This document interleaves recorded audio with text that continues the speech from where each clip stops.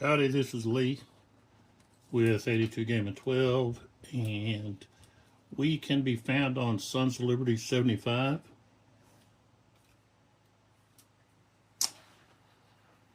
This is another video over the comparison of two published war games simulating the Battle of Kernstown, 1862.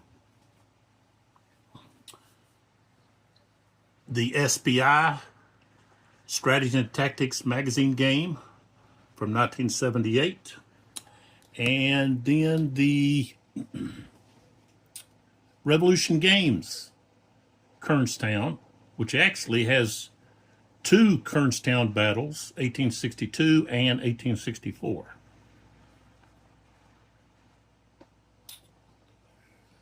From 2019.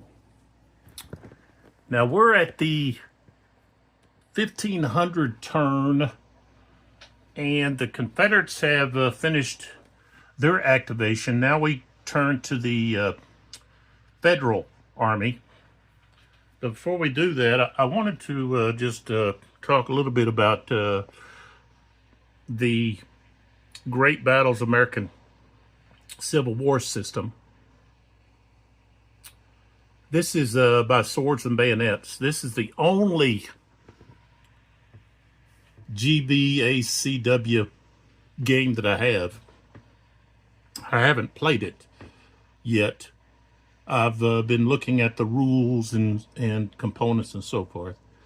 One thing I noticed in this system that is different from the system that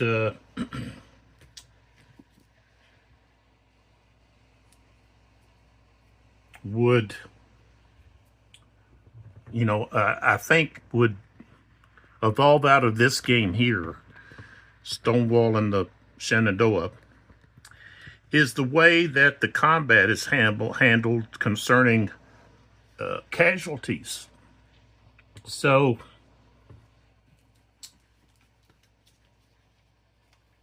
I'm not using the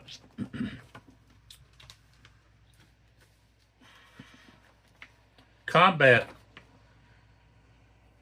results table from this game. I'm actually using from the Great Battles of the American Civil War standard rules charts and tables. And you can clearly see that there's losses, step losses on here. And then also you down here, you have captured results and strength point losses, okay, with the represented by the K, killed.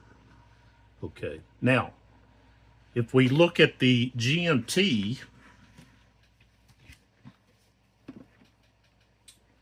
give me just a second to pull this out.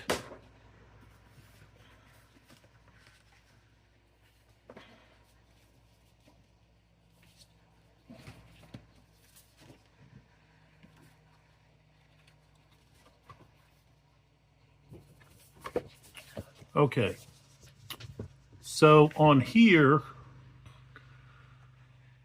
the numerals are not losses. And this is the fire table. These are all modifications to checking for disorder. So you're either adding or subtracting to the die roll. Okay, so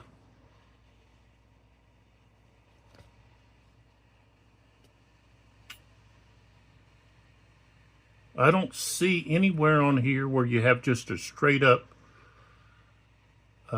number. Oh, wait a minute. Here we do. All right, so under small arms, you do have losses. Okay. I was I was looking at this and I couldn't find that it gave straight up losses. Most of these are going to be disorders. And with the artillery, you don't have any straight up losses. It's all disorder, which I find kind of a little troubling.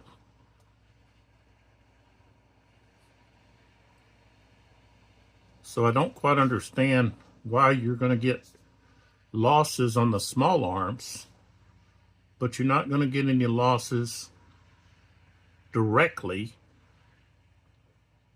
from artillery.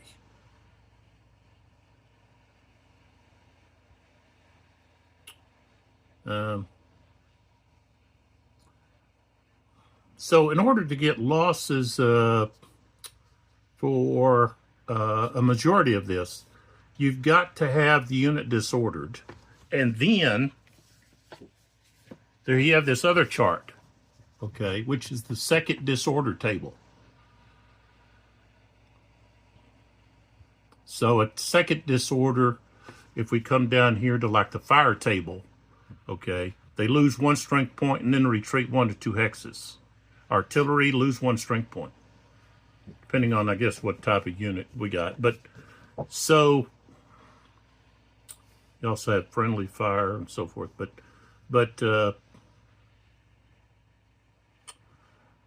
I don't know. I was just kind of perplexed with why they chose to do it this way,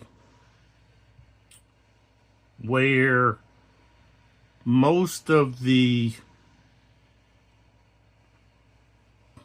initially a unit has to be disordered before it can be suffer casualties, unless you have, let's see, well, you'd have to roll high. Okay, so you've got to get up here 10, 11, or 12, and the thing is, you're rolling a 10-sided die, so you're not going to get 11 or 12 unless you have positive modifiers. And most of the time, you're just going to disorder, the unit's just going to be disordered. So they're not going to suffer any casualties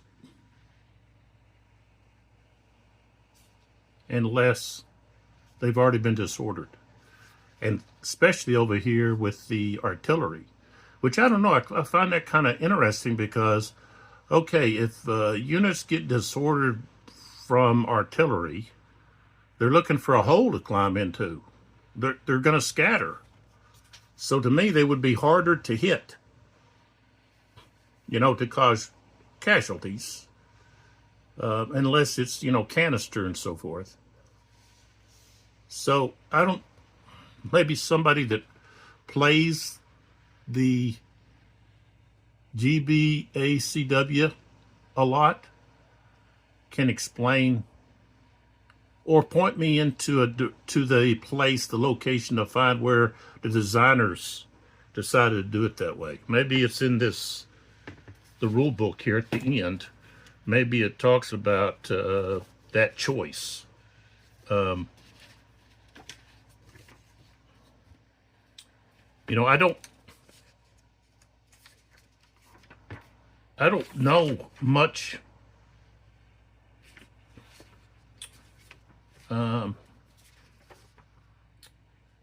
about this system, so I'm just learning it, and I thought the best place to start would be SPI with, you know, and then go from there. But most of the GBACW games now are, you know, they're out of print. They're very expensive. You know, I was able to get this by Swords and Bayonets. I think it was less than $50, but it, you know, copyright 2024. So it's recent. But honestly, I've steered away from games that only want to, you know, they just want retreats and disorders and things like that, and there's not any casualties of actual strength. You know, I know there was another game that it's a GMT game system. It's not GBACW, it's another system. And I got it, and you know, I was looking at the rules and everything, and you know, I just didn't agree with that. So, you know, I strongly believe that there's going to be, you're going to suffer casualties. You're going to have losses, and you can't just have the concept of you know, disrupted and then retreated, but you don't suffer anything else. You can recover and get right back into the fight without, you know, with the same strength.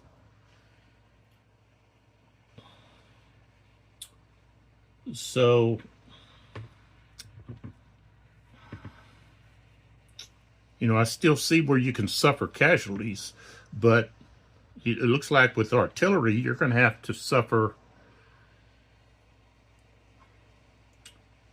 You're going to have to suffer disruption first, or disorder, before you can suffer any casualties. And that's, to me, that's ahistorical. It's not reality. Oh, I know what I gotta leave this this white here on that artillery. So let me pull back here.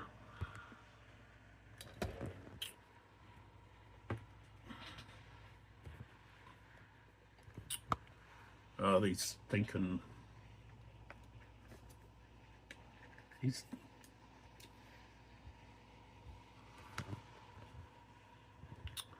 well, you do that and then you don't have any light. So this artillery unit here, its crew was forced to retreat. So that block there signifies that they're unmanned, which means the Union, if they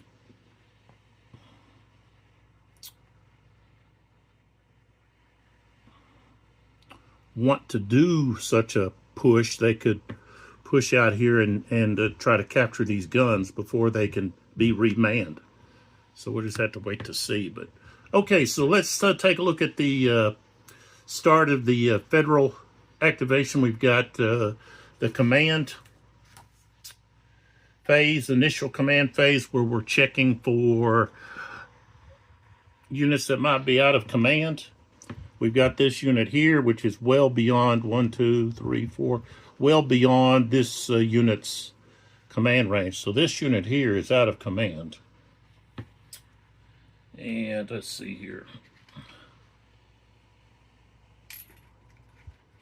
I don't have very many of these blue, but I'm going to put this blue marker on him. Or I'm going to actually put it underneath him. Like so.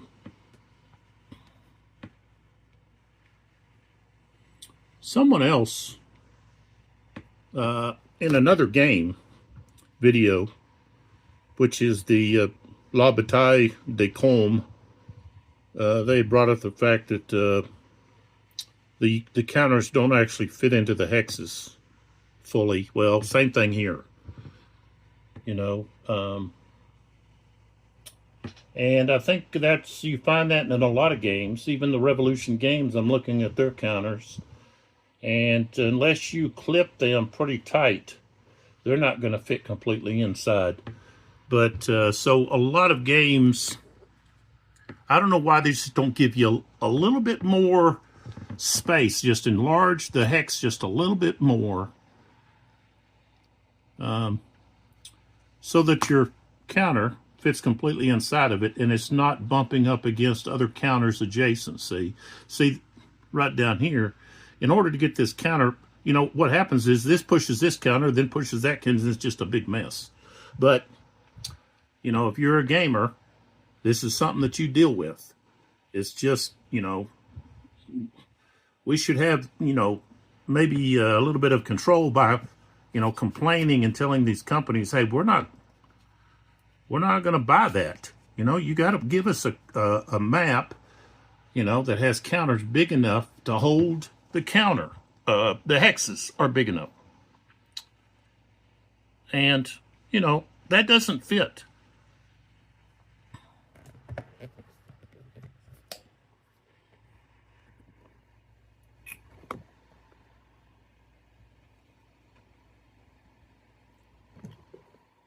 So, see, I can get over the top of that, and you can tell. It doesn't fit. It's sticking out. You know? I guess you could say, okay. But even if you turned it that way, it still sticks out in the corners. Okay? And seeing how this has to, you know, it's got to point toward a vertex. Give us a counter. And even in the newer games, you know, you know, against the odds, they're notorious for that. But, you know, SPI, the magazine, okay, the magazine games, you run into this a lot. And that, against the odds, that's a magazine. Pretty much that's a magazine game. It's not a boxed game. It comes in a magazine. And so you run into that with those type of games. But other games as well. I've got games that, oh, the counters stick way out over, and it's just a jumbled mess. So, all right, so that unit was out of command. And then if we look over to Broadhead, he's got a range of 3, 1, 2, 3, 1, 2, 3, 1, 2, 3. All of his units are in command. Sullivan, his units are in command.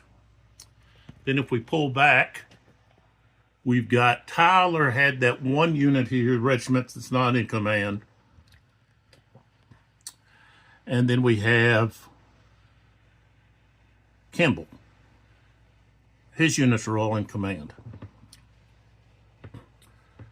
Now, Union Army morale level, okay, for the Union is 45, which means safely,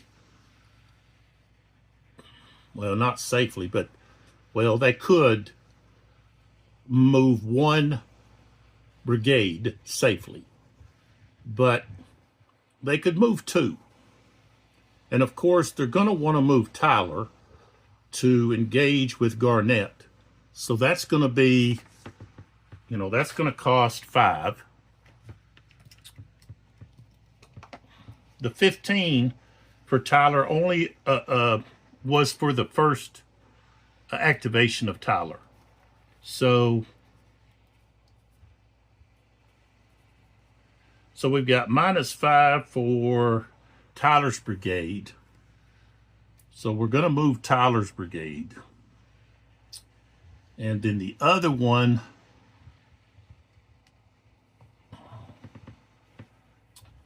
we're going to want to move some of Kimball's units.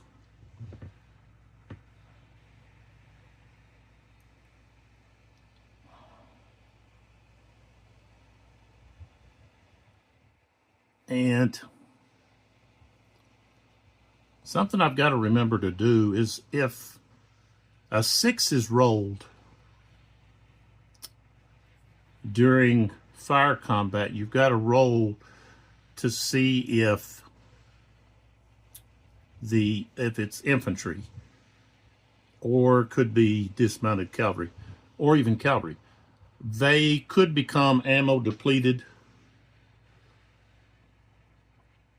or run out of ammo if they roll a 6 and then you re-roll and they roll a 1 or a 2. So I don't recall rolling too many 6s. So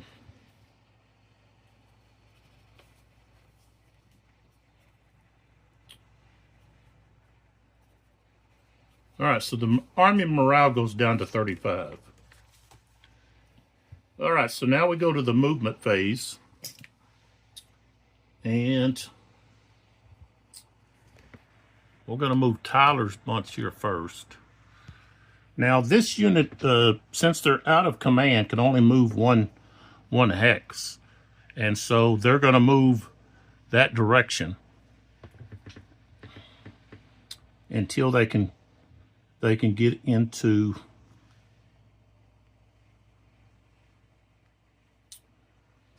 within range. So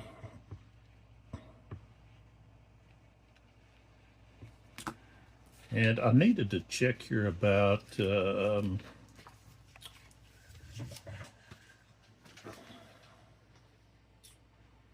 see here.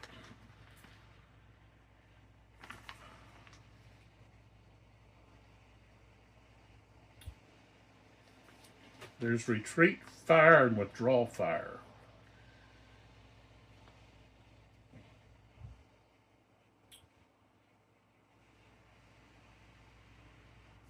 But not really fire when units are moving,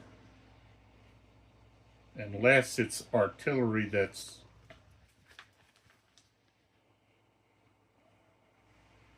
unlimbering.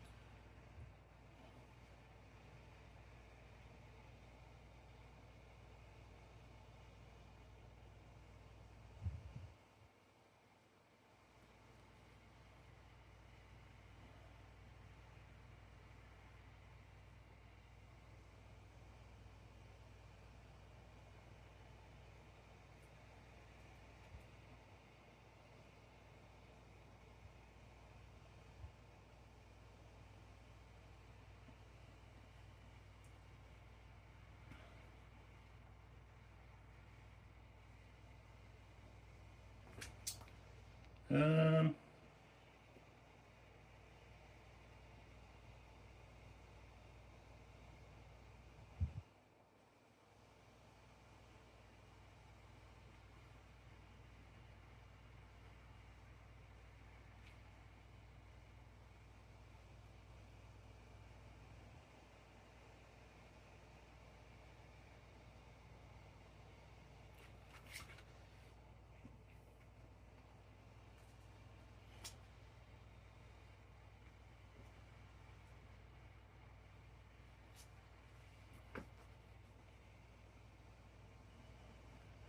I'll have to look for it later.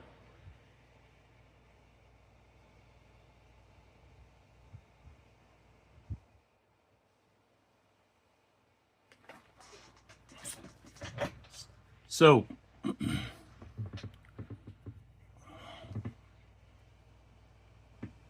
we've got this unit here. 1,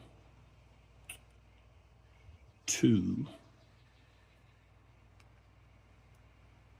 3, 4. Let me see here.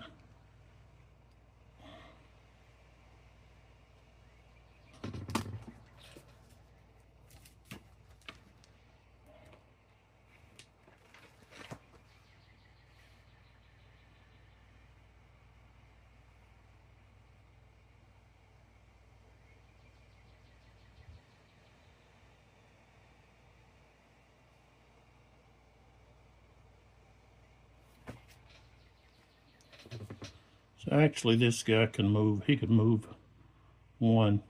He doesn't have to move here or here, he can move.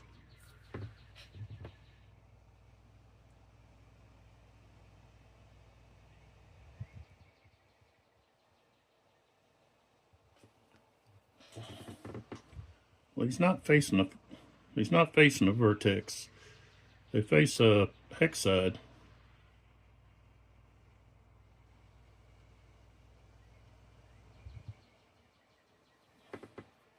So I don't know why I have these facing a vertex. It's a hex side. All right, so 1, 2, 3, 4. That's where he goes. This unit here comes out of column.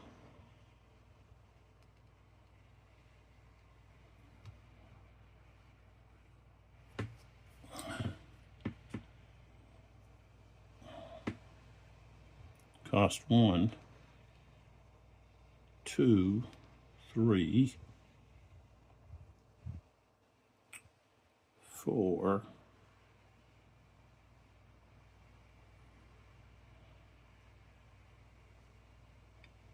5. They're going to try to rush them.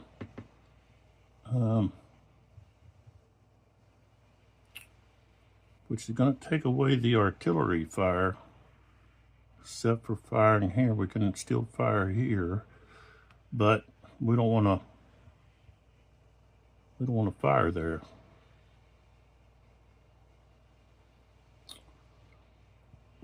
But these guns can be moved up, like so. This unit here comes out of column. 1, 2, 3, 4. So he's stacked with that one. This guy comes out. 1, 2, 3, 4, 5. And then the leader is going to move up right there. So they're no longer in column.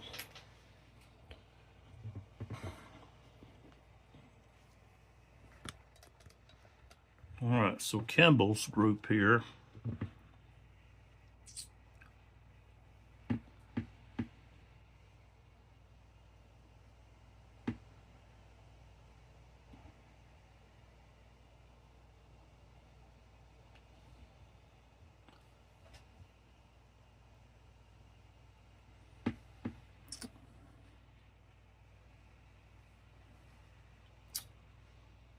This guy here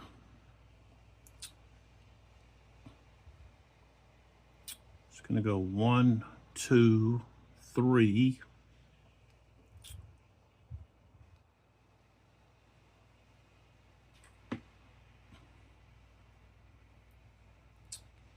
And that there is a stream.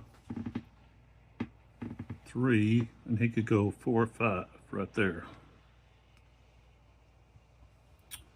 This gun is going to prolong to there.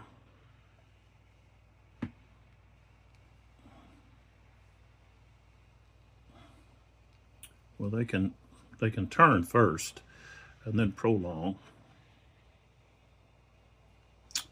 This unit here is going to go down slope. That's plus 1, 1, 2. It's going to, of course, turn first.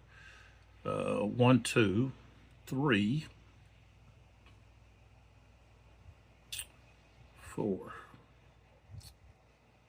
And this guy's going to go to there. That gun's going to stay there. He, of course, is going to move. Kimball's going to move to there. And so that's all of the movement. We don't have any movement over there. Okay, so we've got defensive fire. And we're going to fire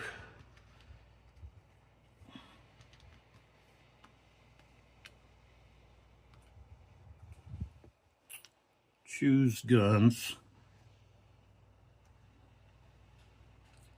right here. 1, 2, 3, 4. He'll be able to fire at both of those targets.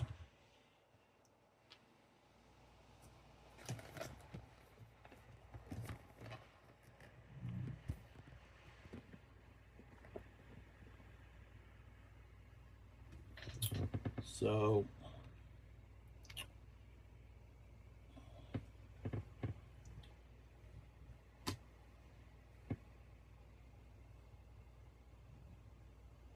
at that range, he'll be able to possibly hit both targets.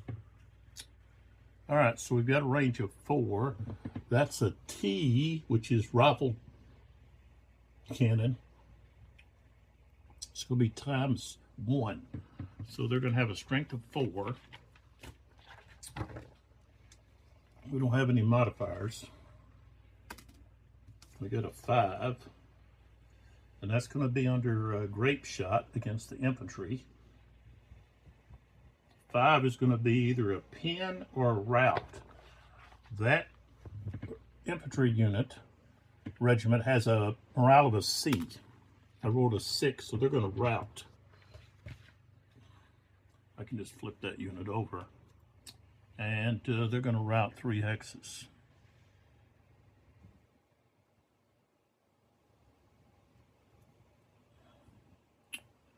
So 1, 2, 3. So now we fire on the artillery unit. We got a 2.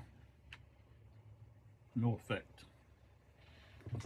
And then I have to mark a round off, choose artillery. So they fired 3 now.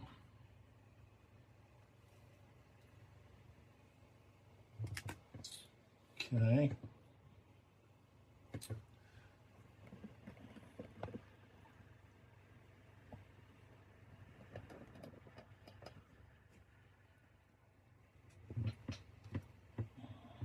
Next,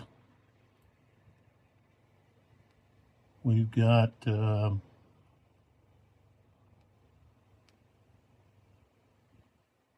Burke's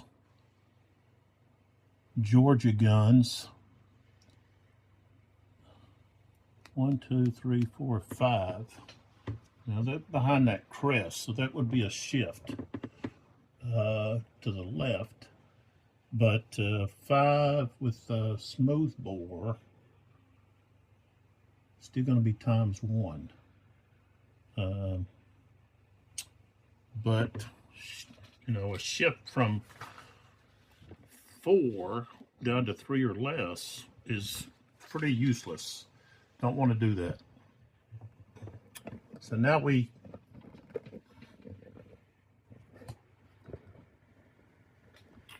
are going to move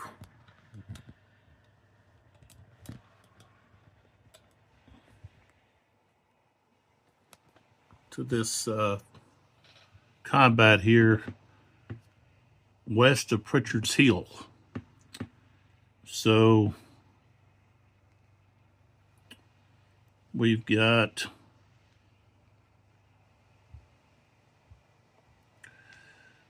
these guys should have been facing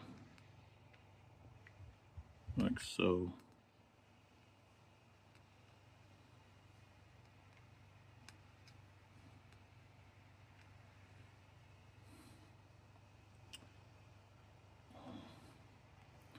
Now, this unit won't be able to fire here because they're, I believe their path, fire path, would go along down that line, but maybe not. No, they could fire. Okay, so I'm gonna have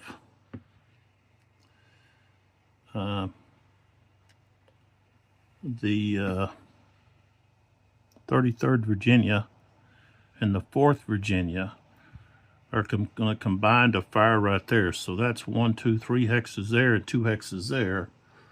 So that's still going to be times 1. So that's going to be a total strength of 6 against that target. So both of those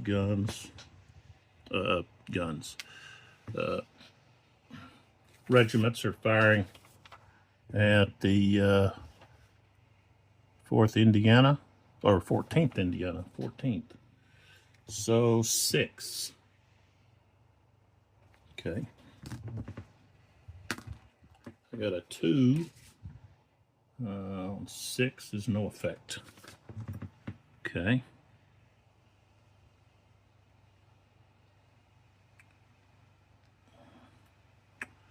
This guy, his fire would have went this way. It wouldn't have went there.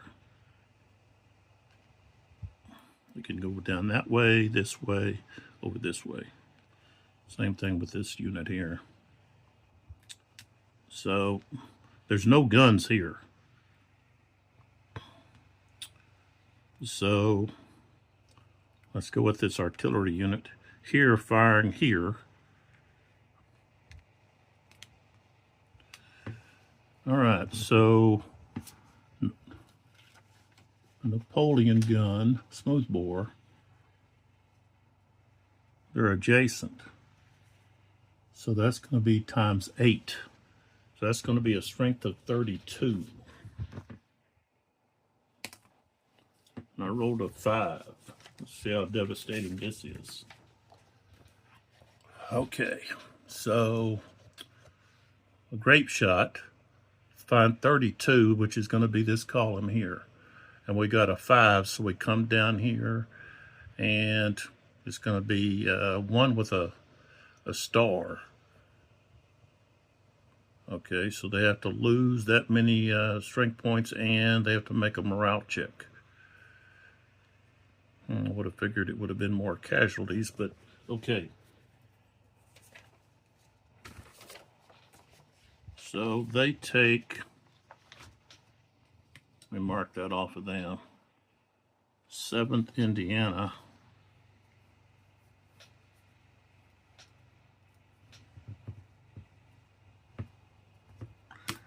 So they're down to a strength of 4.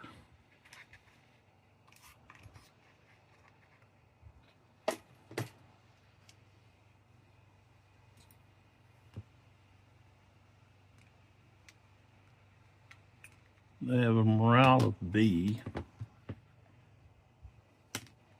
They don't suffer anything. Okay.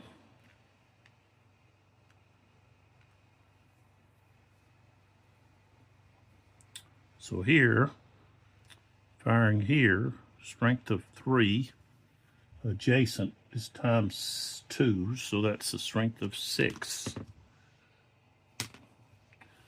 Okay, 4.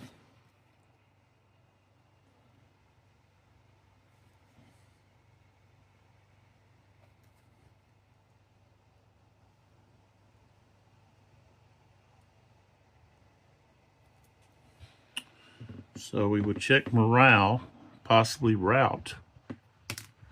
Rolled a 4, they're in E. So they will rout.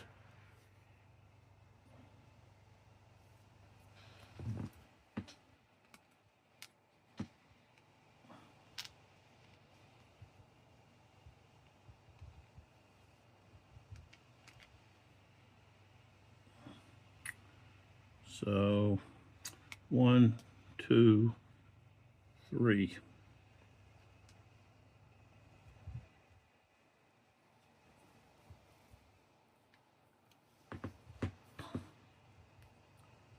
All right, so now we go to offensive fire. We'll just stay here. We don't want to do any fire here because we're just going to capture these guns. And the next activation, we're going to just move on to these guns and capture them. So here, we're going to fire against this artillery. So we've got 4 times 2 is 8. Oh, a 6. So that's a loss and a star.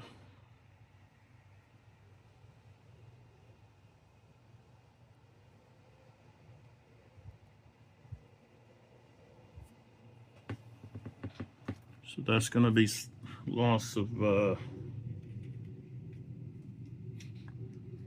one gun. So now they have a strength of only a 3, but then they also have to check morale. They have a C. So 5 or 6. 6. All right, so that crew abandons the guns.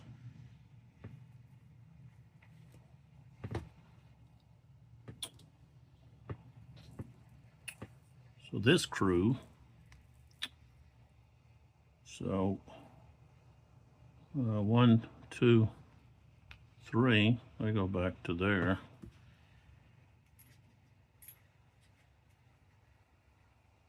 And they're routed.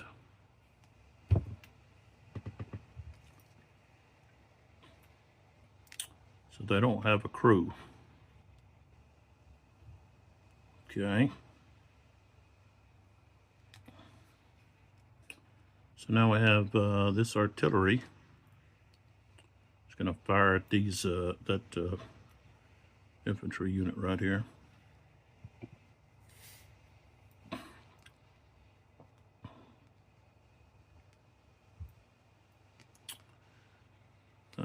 You've got that. I think that might block this here. This is higher ground right here. So, well, I guess not.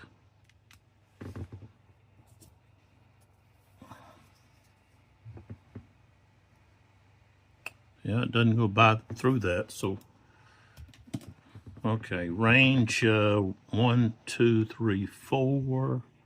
That's gonna be times 1, so that's 6. Strength of 6. And a 5 is gonna be a pin or a route. They've got an A, so they're just gonna be pinned.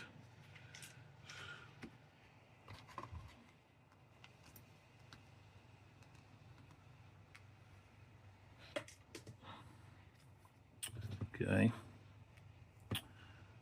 So then we move to this unit.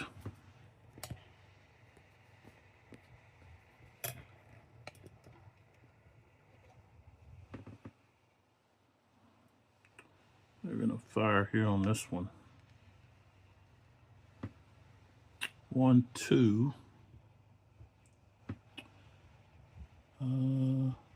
That's just going to be times 1. So the strength of 5. 3. Possible pin. I rolled a 5. What do they have? An A. So no. They don't get pinned. And let's see. I don't think we're going to have anything else going on. This artillery here could fire, but let's see how many rounds they've already used. Yeah, they've already used 4 of their 8. 1, 2, 3, 4. They have a strength of 4.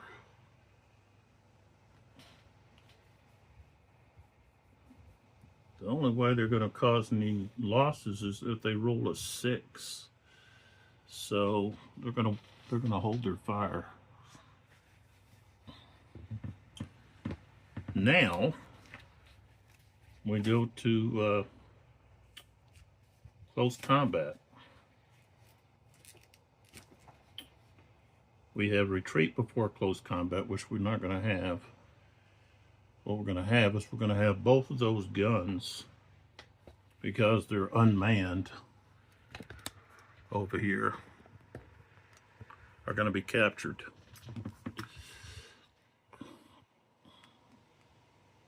They move into here, they move into here.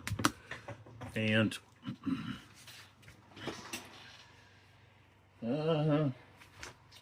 I don't know if they are given a chance to try to recapture those guns.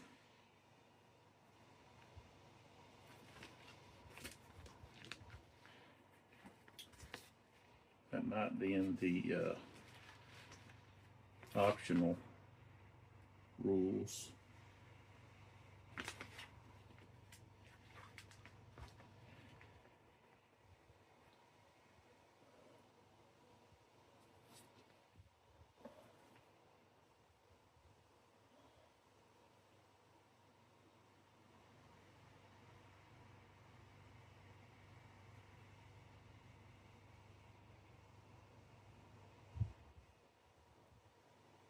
And actually,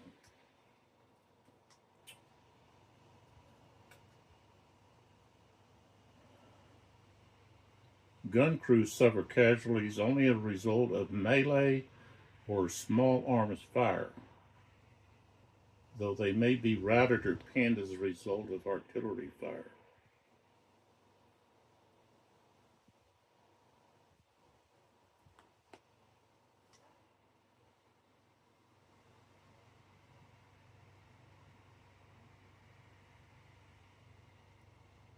Combat results achieved by artillery fire affects the guns.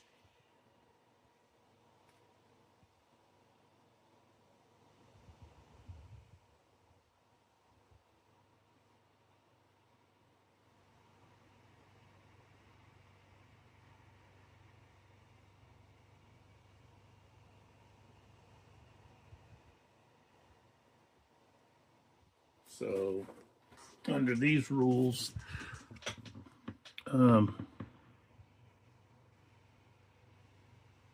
that gun loss wouldn't have been a gun loss. It would have been a loss to the gun crew.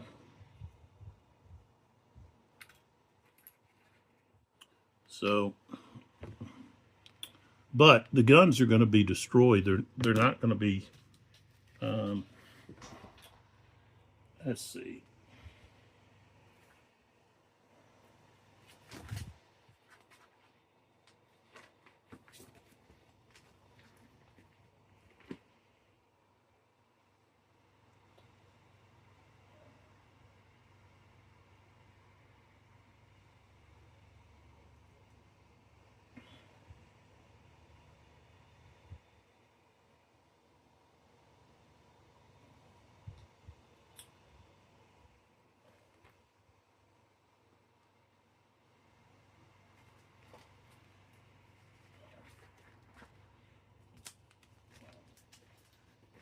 See if I can find that.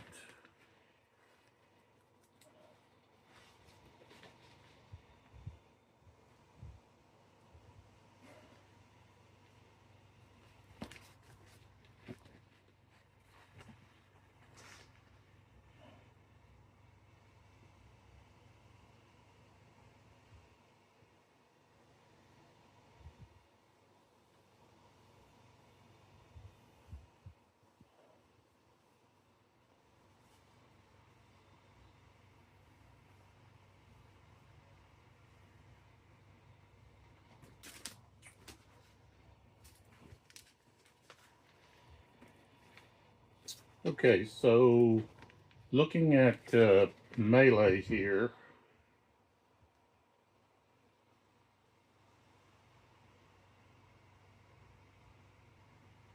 unlimbered artillery may not retreat before melee.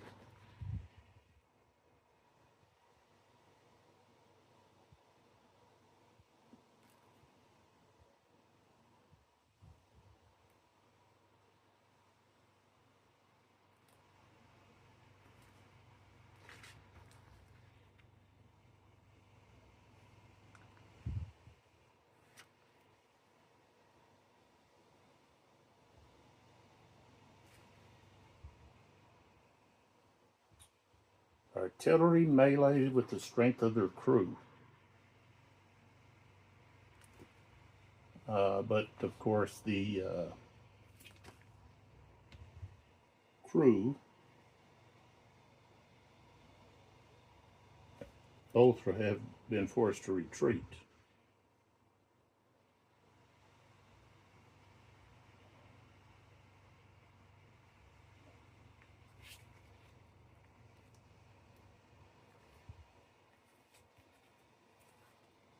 So I would think the guns are just captured.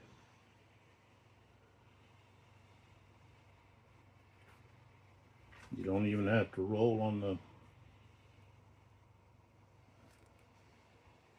the on the melee table.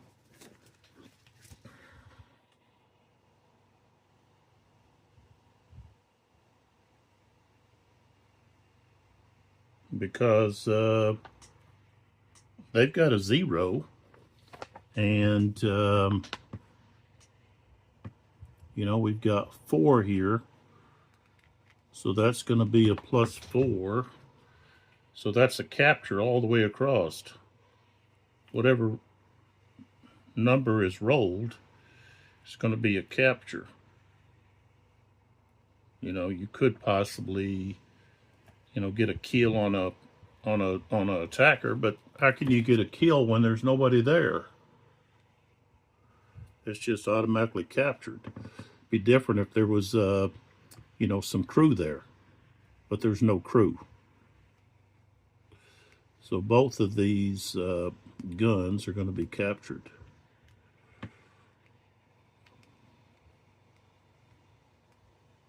So, and I need to mark that because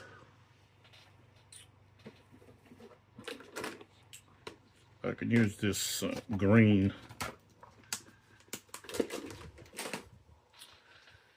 Mark it with green, that way, and that's both of Garnett's guns.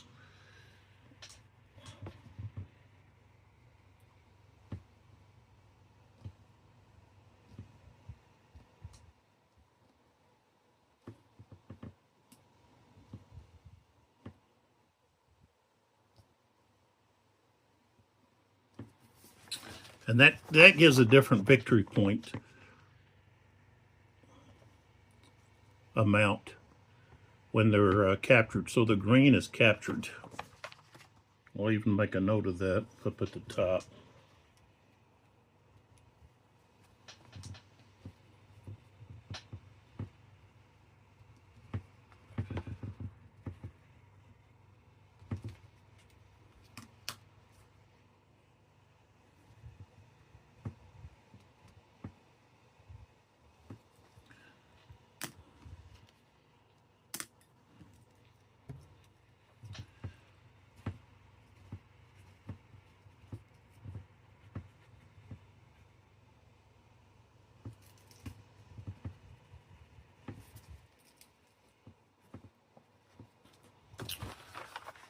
So there we go.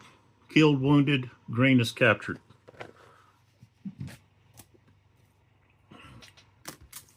And that's going to put it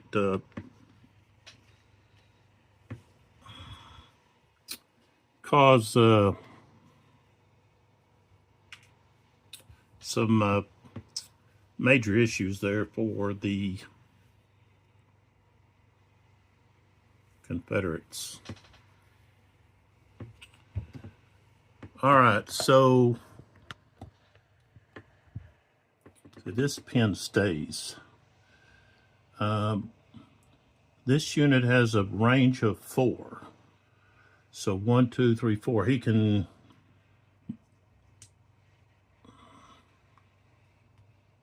1, 2, 3, 4. So that unit is rallied. And there's not anybody else that needs to be rallied. So that's the end of the 3 o'clock turn, the 1500 turn.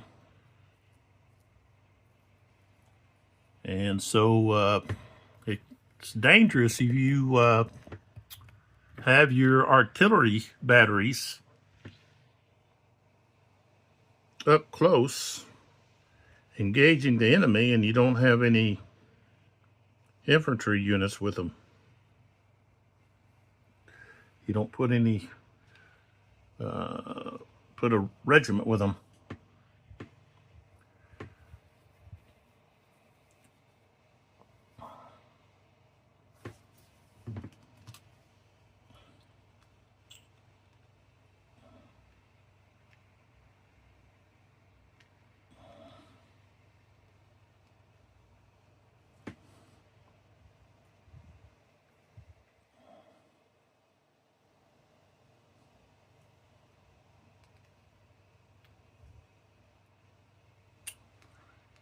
5,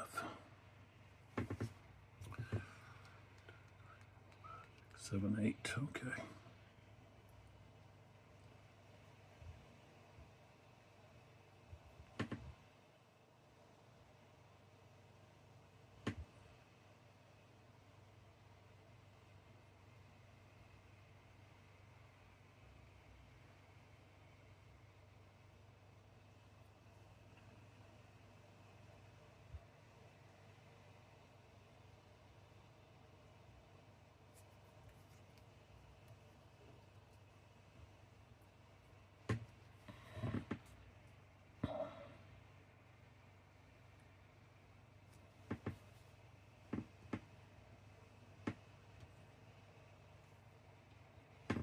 All right, so let's move our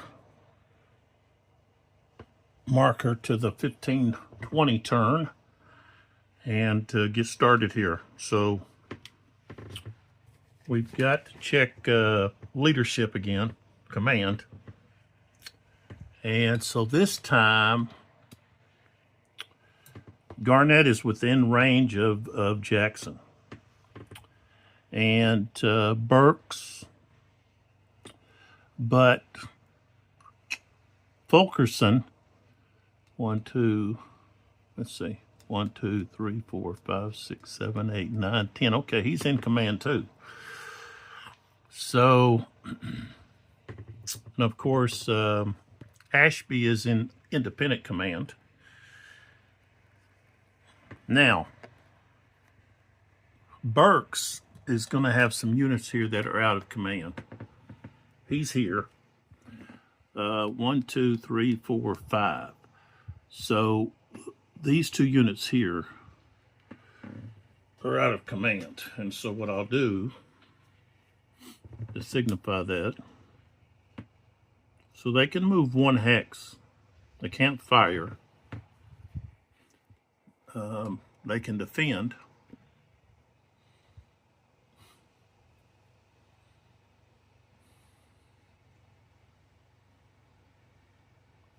So, okay, so now we have the movement.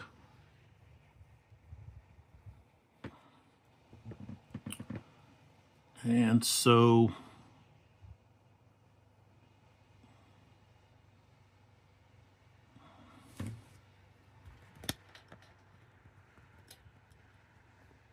over here, really these crews are not worth anything really. So I'm going to take them off the map.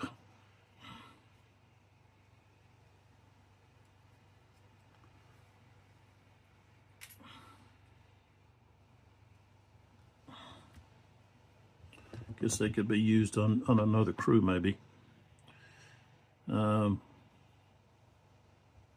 guess they could be absorbed into a regiment. But presently I'm not worried about that at the present time. So, all right, so movement wise, we're going to have this unit here. They're going to turn like so. 1, and then we've got stream is +1. Well, they can actually just go like this. 1, 2, 3. So they go to there. This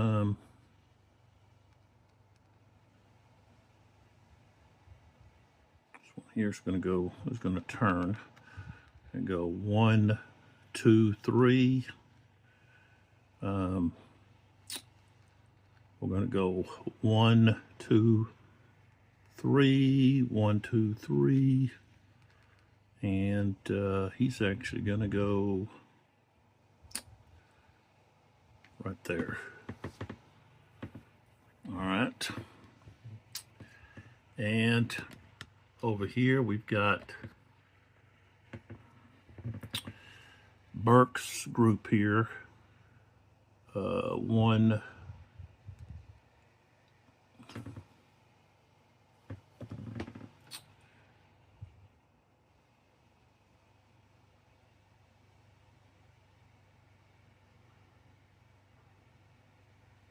bridge.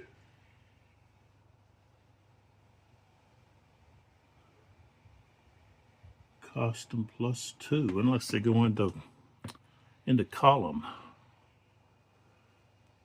So actually better off just crossing the stream here. So turn here, just go across the stream. So that'd be 1, 2, 3, 4, 5. Same thing here. 1, 2, 3, 4, 5. This one here, same thing, turning.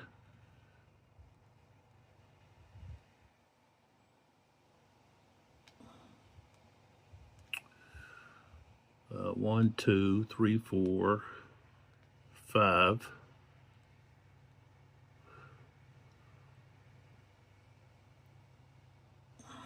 Well, he could stay right there. He wants to be able to activate these guys. And then Fulkerson. All right, so I moved Ashby to here, and then this cavalry unit come across to Hog Run at that ford to protect the that side of the river from any Union push. All right, so now we have the defensive fire.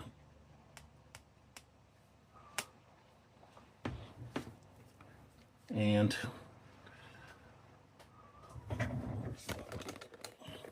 earthquake, no, not really. What I'm gonna do is another phone.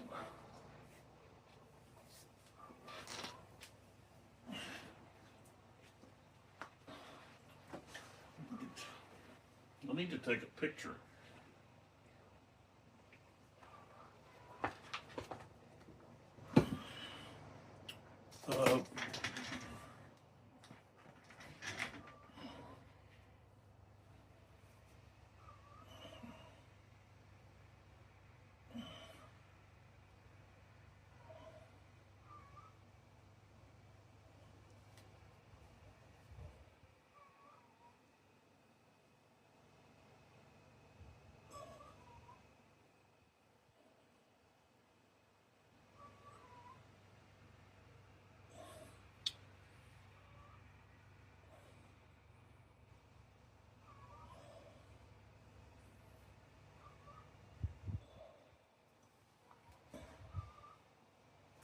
That probably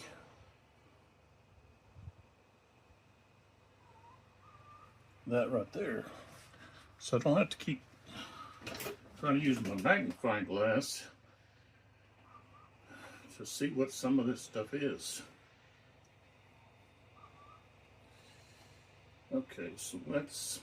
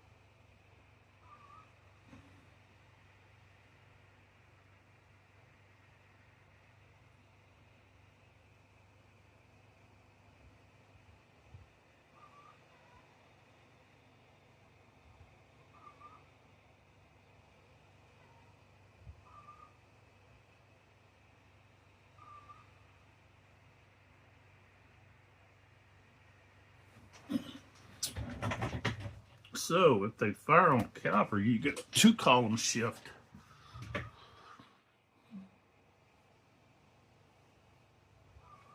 So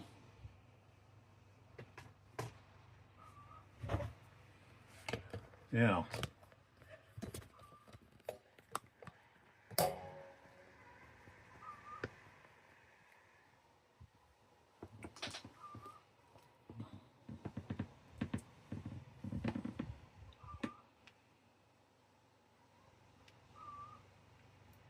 One, two, three, four, five. This is their target here. They're going to have a strength of 4, but 2 columns shift to the right becomes 12 to 15. Pretty good odds. Oh, they just rolled a 2 though. So possibly they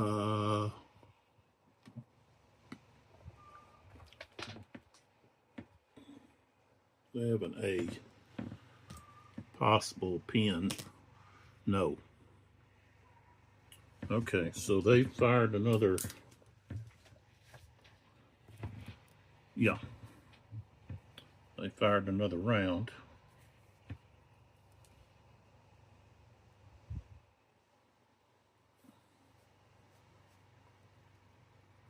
Okay, they fired 5 out of their 8.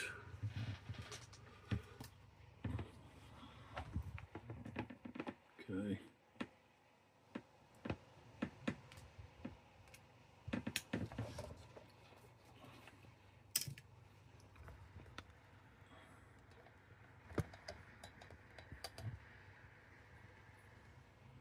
Okay.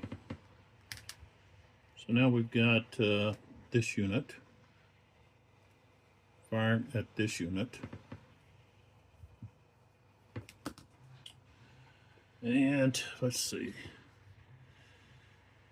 Defending unit is fired on through adjacent upslope ridge hexside. Yeah, that's an upslope.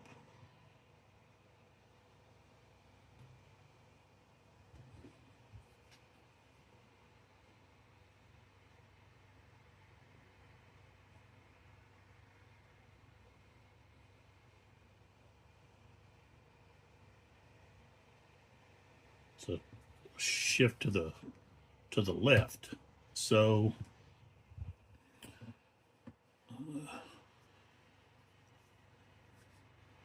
now we can have this unit as well to fire. 1, 2, 3. That's going to be times 1, so that's 2. 1, 2, 3. That's times with 5, so we've got 7. Okay, so it would drop to 4 to 6. Ooh, a 6. That's going to be a casualty. So that unit has 1 left.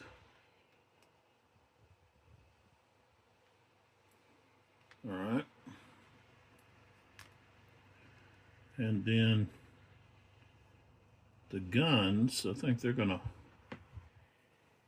could actually fire, if they're firing at that unlimbered artillery,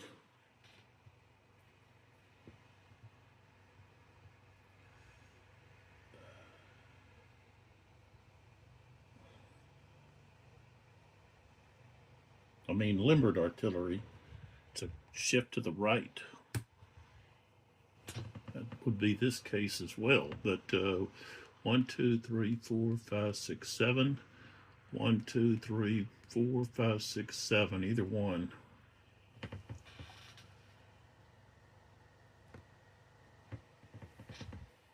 Uh, 7. That's times 1. So strength of 6, but we'll move up to 7 to 10. So we've got a chance. Let's do this one. Causing gun loss. Or rolled a 1. That's nothing. Okay. So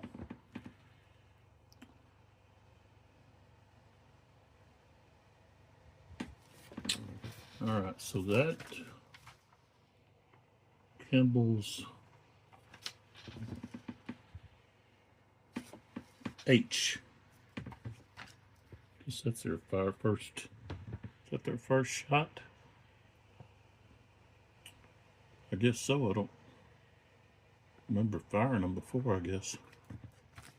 The other one shot just earlier, last activation.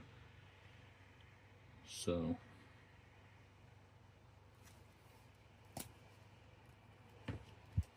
and I did roll a 6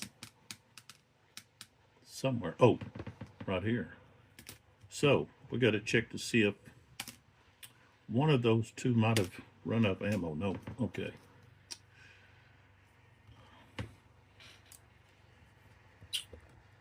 Now here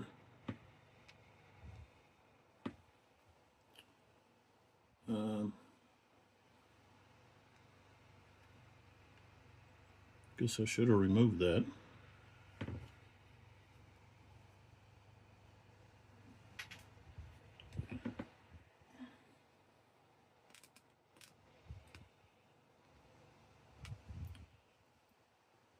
So firing here.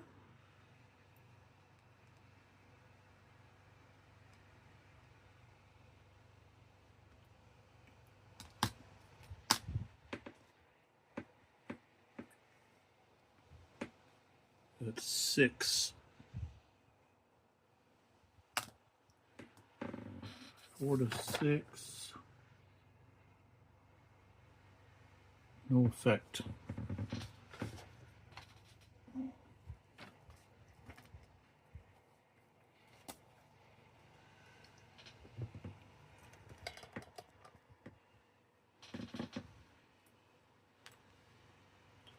Now he's going to fire here. That's 5 times 2. That's 10. Strength of 10. Got a 3. So a possible route. No. Okay, then we move over here.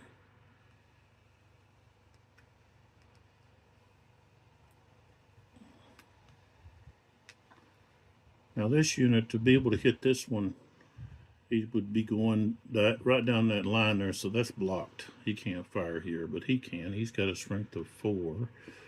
4 times 2, that's 8. Strength of 8. Got a 5. That's a casualty.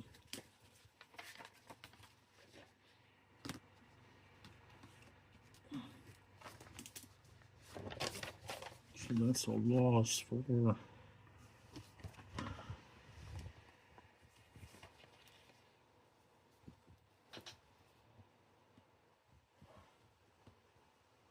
Garnett.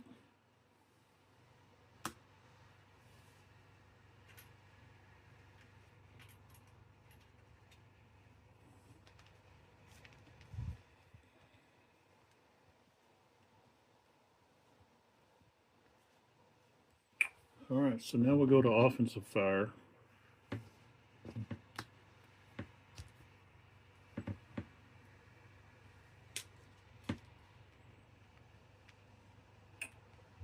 we're going to fire at that unit.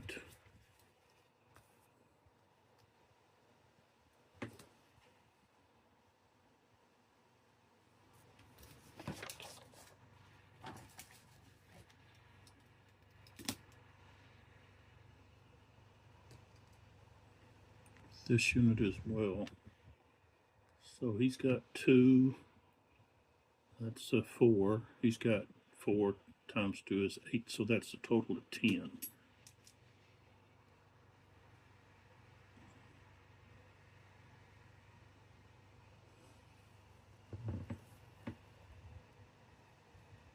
No, 12. Strength of 12. 3, 1, 2, 3. So either a pin or a route. Okay, he just pinned.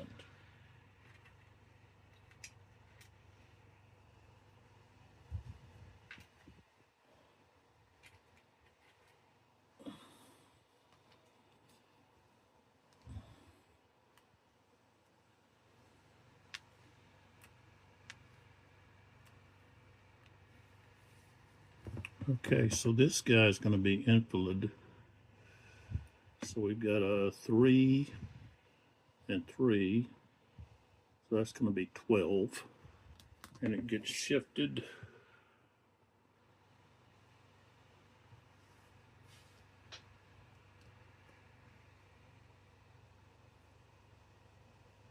to the right. So 12. So it goes to 15 to 20. They got a 1. A possible route. 5, no.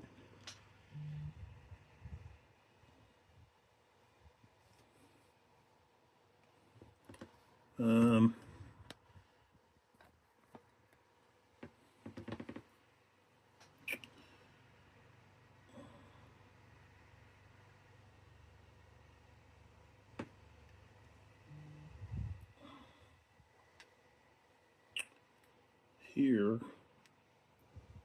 1, 2, 3. He's going to have a strength of 1.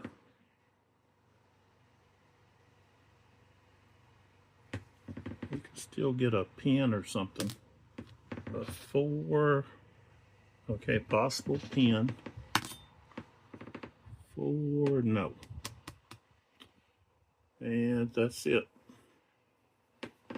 Okay, so now we would go to melee,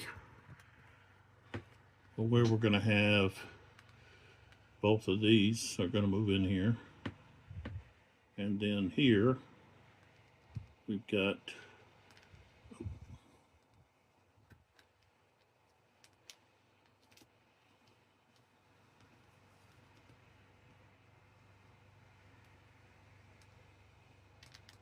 oops.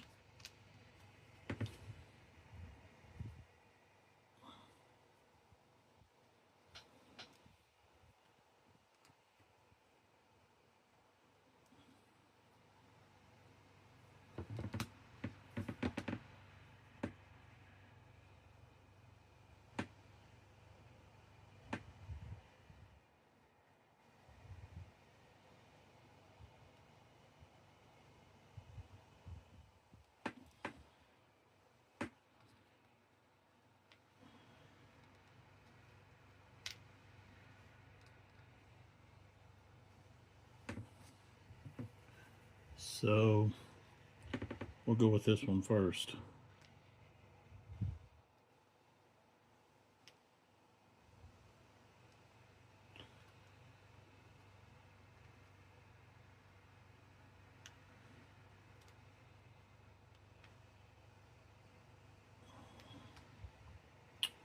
All right, so we've got 2 and 4 is 6. And he's got 4. So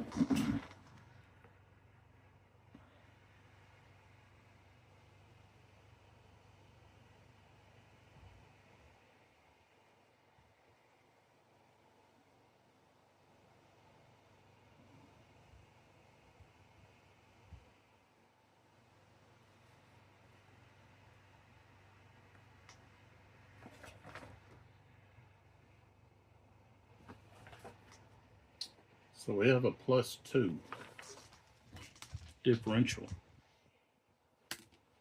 Oh, we rolled a 1. Okay.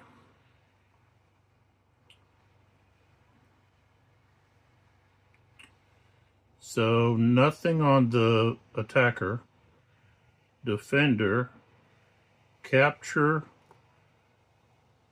2, and then retreat 3. So this guy here, who's pinned, because he's no longer pinned. So he now has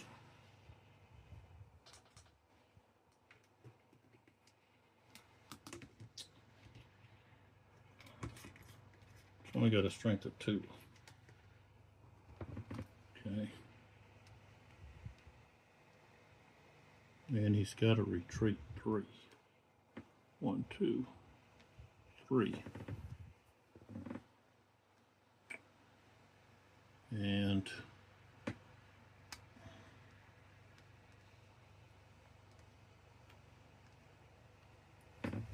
okay, so capture of 2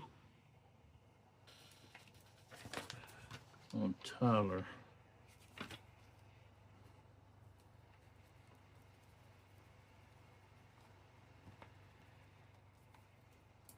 There we go.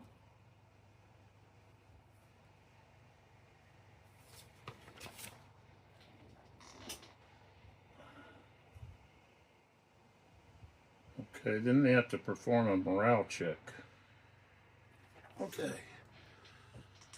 So, C, they're fine.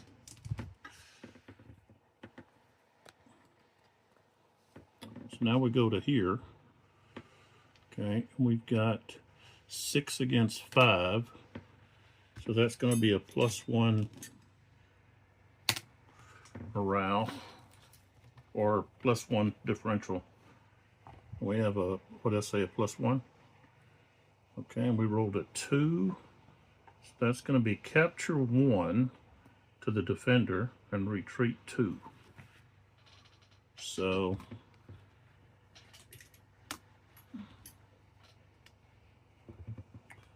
oops.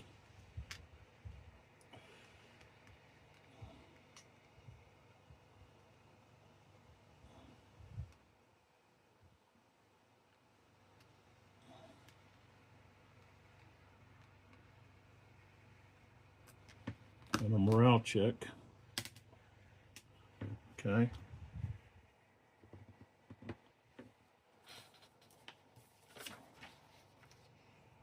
There's another one of Tyler's, not Turner, Tyler's units that are captured.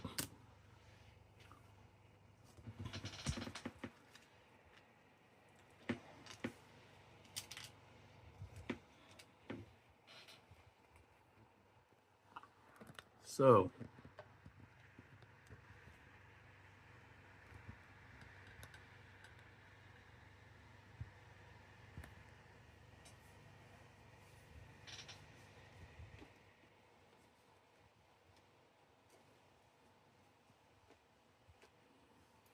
we've got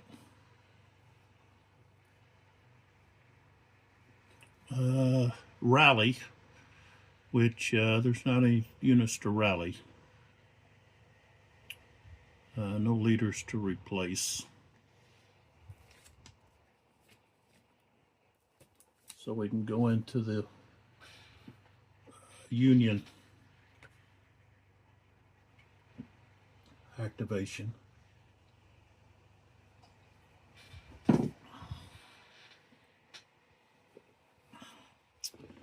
This unit here is still out of command.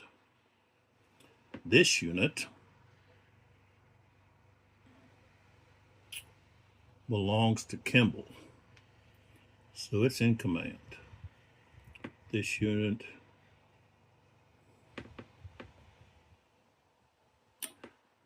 here is Kimball's. 1, 2, 3, 4. So it was within range to be rallied. It shouldn't have been rallied by this one. This unit. How come this unit's way over here?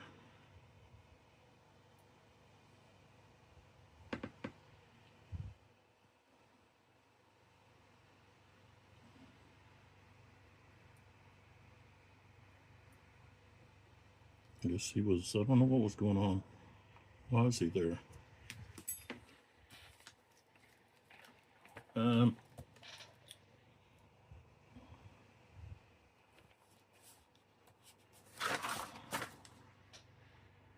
So, okay, they don't have any units that are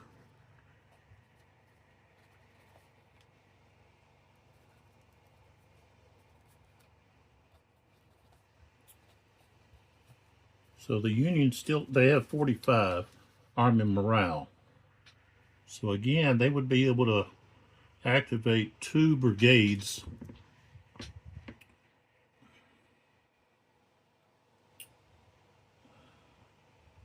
move 2 brigades.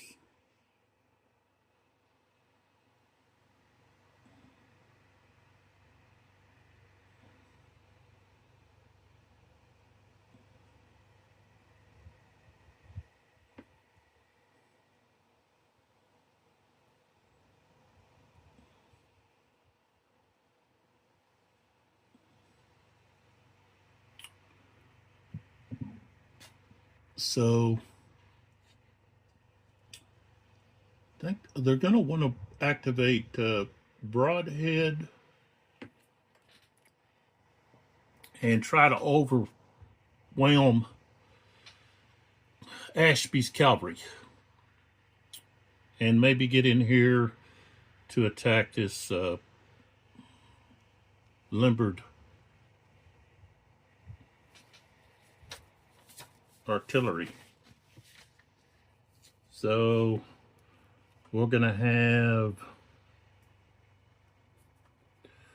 -5 for Broadhead.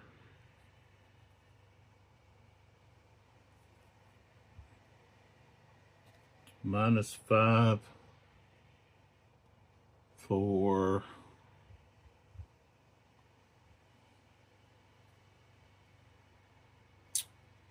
Kimball.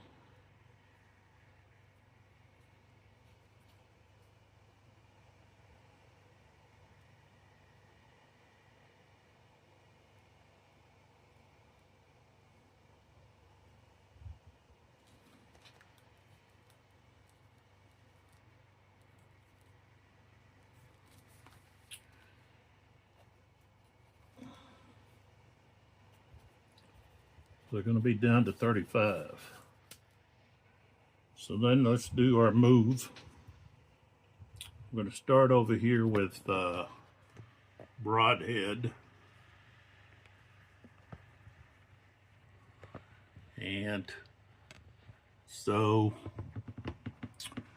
this unit here, they can move 10. So 1, 2, 3, 4, 5, 6, 6, 7, and then 8 right there. And then we've got 1, 2, 3, 4, 5, 6 right there. 1, 2, 3, 4, 5, 6, 7.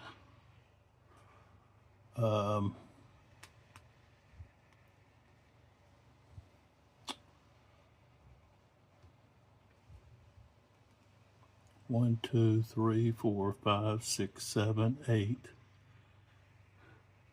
8. 8. I don't want to get that close. Well, I guess you'll have to give that guy something to shoot at. 8.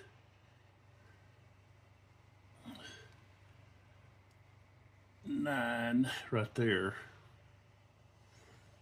And then 1, 2, 3, 4, 5, 6, 7, 8.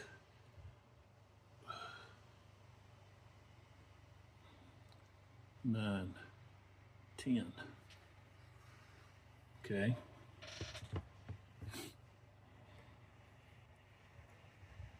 And then Kimball.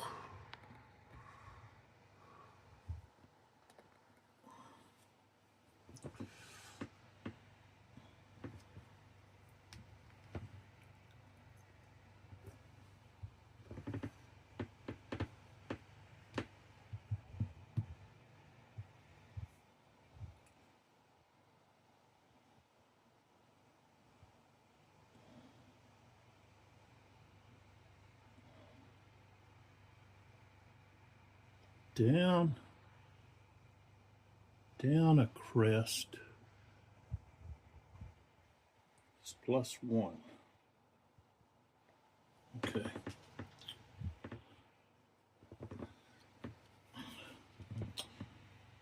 I think slope doesn't cost anything.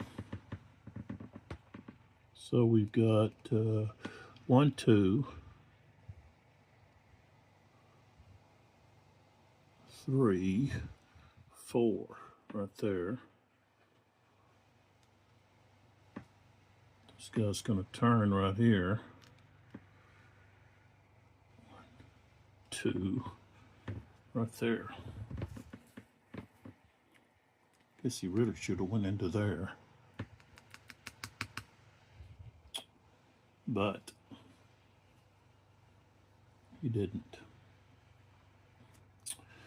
And of course, I can't move this guy, because if I do, that's going to cost another 5 morale. Same thing here with this this one. All right, so we're done. Now we have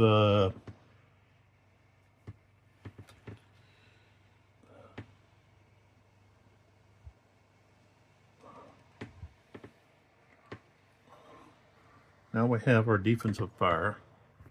Let's go ahead and start over here. Well, no, we can start here.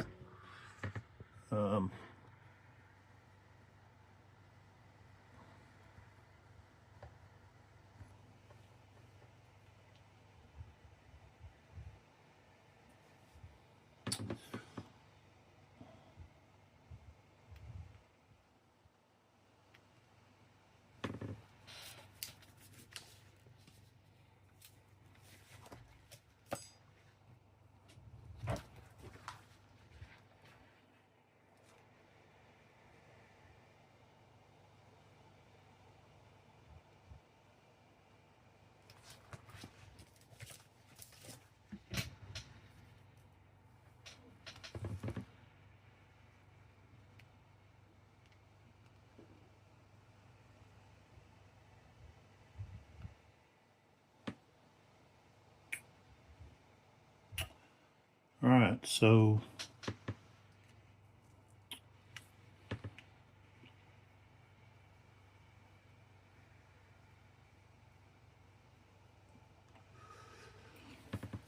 we can fire 4 strength out of this hex.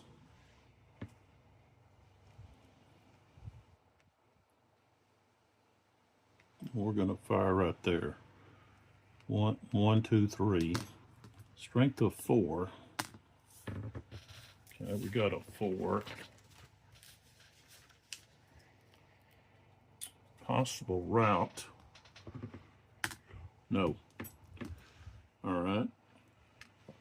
And then the 2 other strength are going to fire over here.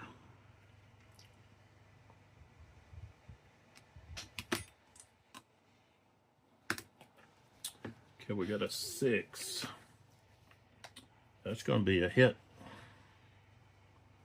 So that's a casualty to that infantry unit. Right there.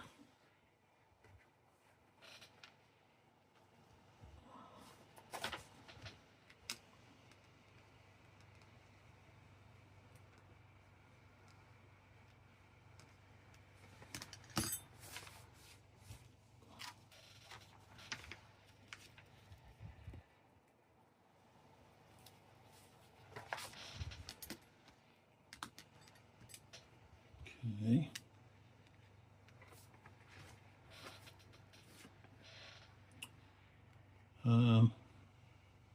This unit firing here.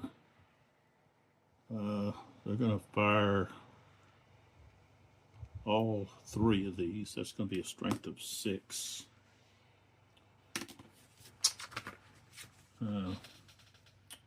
No effect. All right.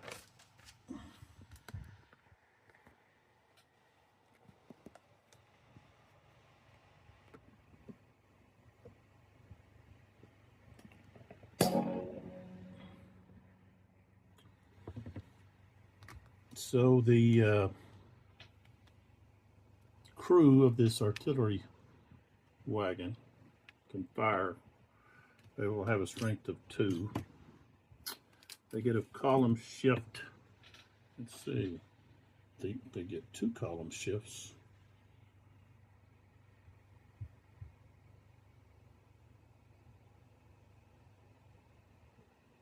Yeah, to the right.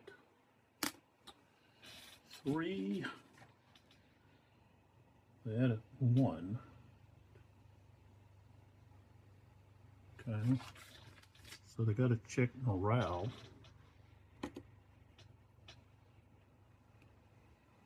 You got a D. D. 2, they do not route. Okay. So then we have this firing straight on there. Strength of 2. Got a 1. No effect. Even with the column shifts.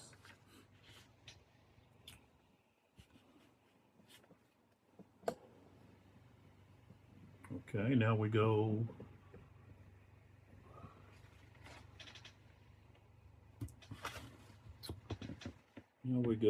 to offensive fire. This unit's got pistols. So that's just times 1. Their strength is 2. Strength of 2. Ooh, a 6. So strength is 2, 1, 2, and got a 6. That's going to be an elimination. So that cavalry unit is eliminated.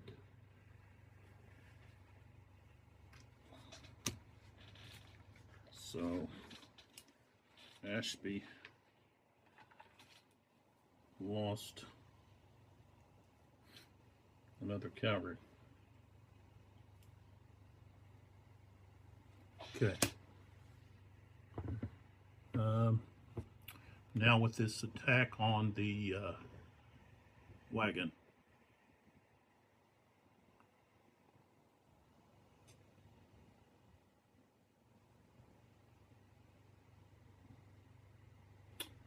That, so they have a P.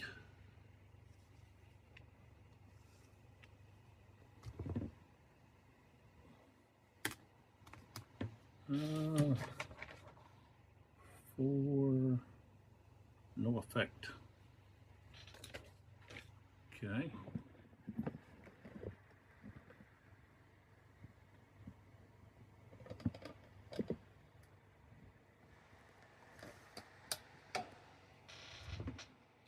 We've got this artillery unit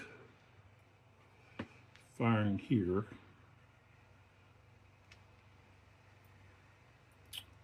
One, two, three, 4. That's times 1. Strength of 6.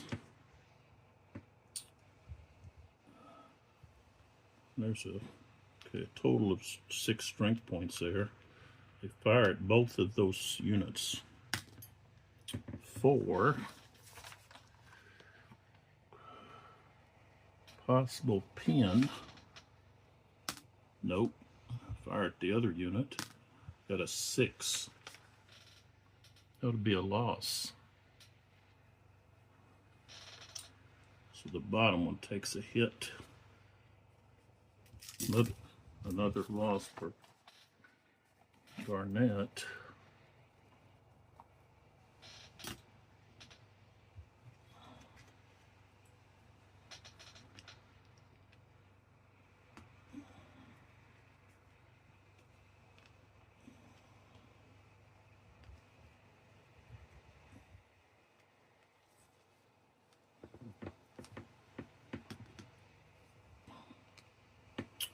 They fired another round.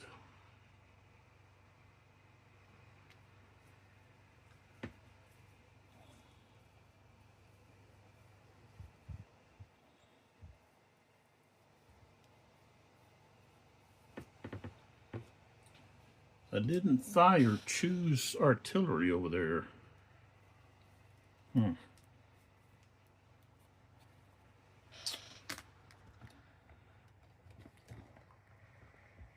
Choose artillery. Right here, could have fired right there. Well, still can. 1, 2. That's 4 times 4 is 16, and it's going to shift. So 16 is going to go up to 22 to 28. Oh, a 6. Okay, that's one strength and a star, which means I have to check morale. So that's broadhead, lost to cavalry. Now that unit's got to check morale, and they had a D, so yeah, they're routed.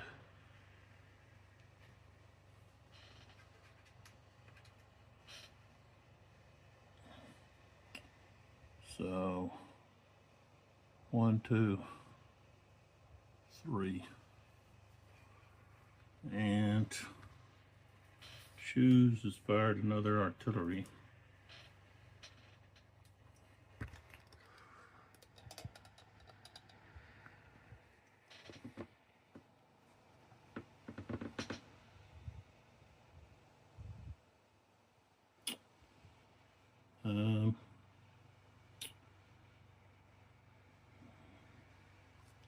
Okay, so they fired.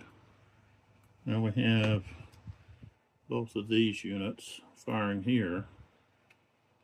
So that's 4 and 5, that's 9. It's going to be a strength of 18. 3. That's a hit.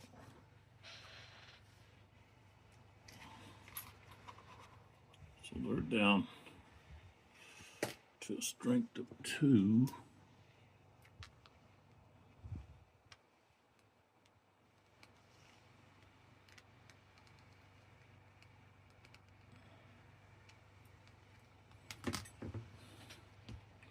Another loss for Garnett. Okay.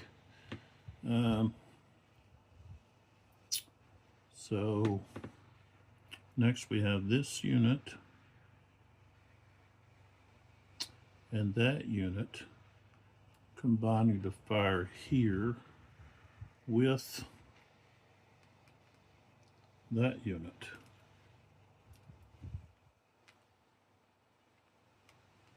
This guy's facing the wrong way. He'd only fire this way, out here and out here. Okay, so we've got 2, 5, and 3. So that's 10. Okay, strength of 10. 4. 1, 2, 3, 4. Pinned or routed. 6. That's a. See what he is. He's an A, so we got to roll again.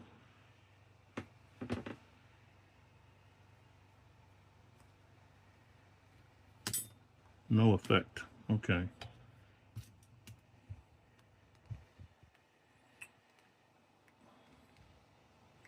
Now, these guys are being fired on by both these artillery units. 1, 2, 3 away. That's 4 and 4. They're both rifled. So what I say, they're 3 away times 2. So that's 16. Okay, the first unit, 16. 1, 2, 3 is pinned or routed. It's going to be pinned. So this unit is going to be pinned.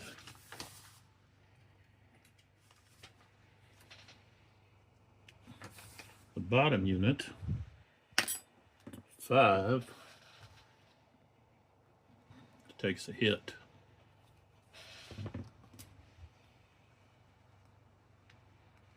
So they've only got 1 strength left.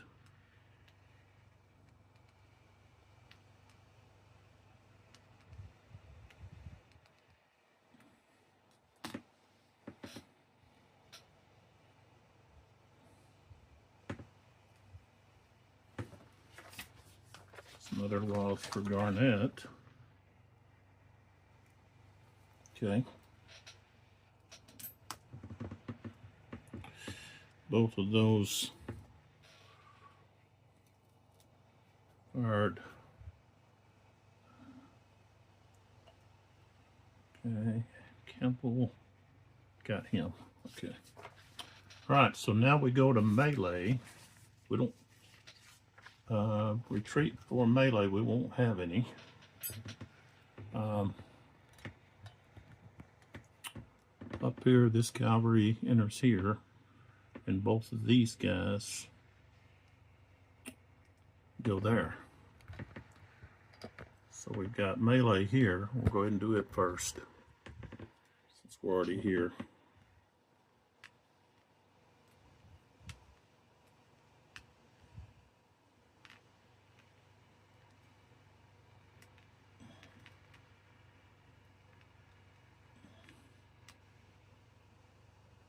So we've got a total of 9, attacking a strength of 2. That's a +7. This only goes up to +6. Okay, so it only goes up to a, I'm sorry, right here, +6. Oh, I rolled a 1. Okay, so the top dash means the attacker. So the defender, 2 captured, I have to retreat 3. So we take the capture, that's going to be all of them.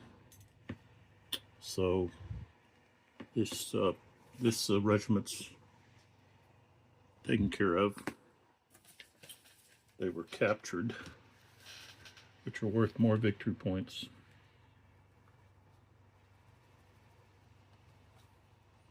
Okay.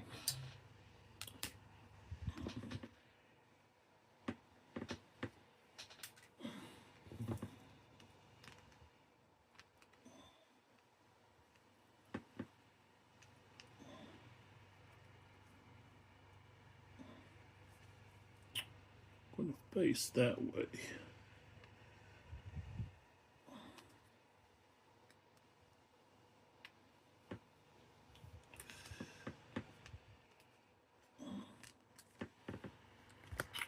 Okay, now over here, where we've got the cavalry, they have a strength of 2. Okay. But I know cavalry's got, let's see, they're going to have something, let's see, I know they get some kind of bonus.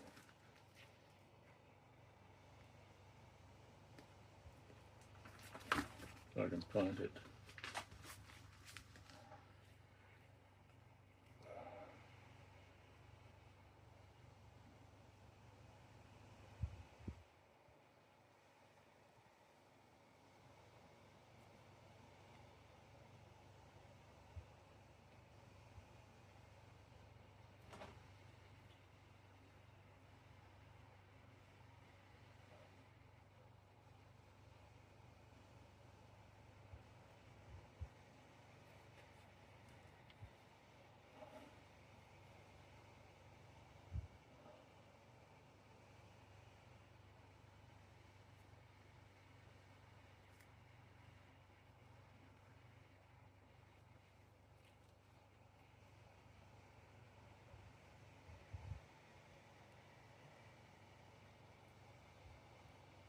Oh, so they're just going to melee normally.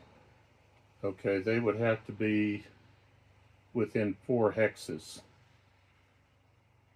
They have to begin. So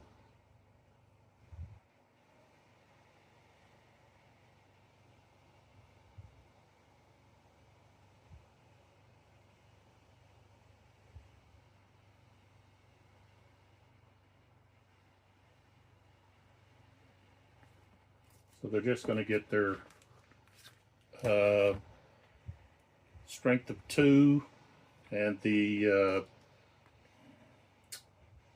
crew, defend with a strength of 1, so we're going to have a +1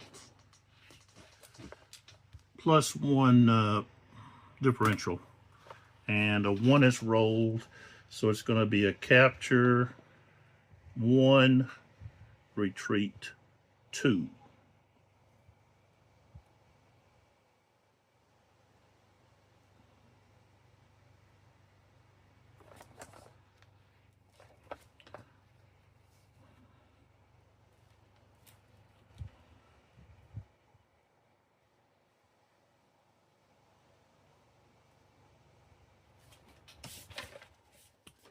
So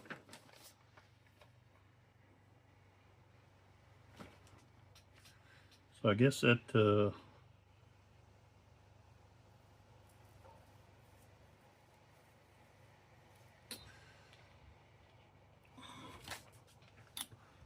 let's see, that is Virginia.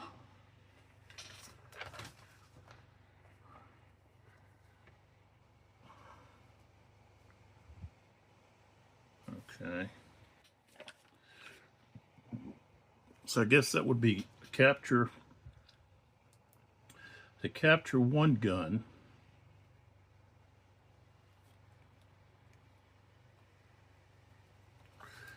Okay, and then the others are going to be able to, yeah.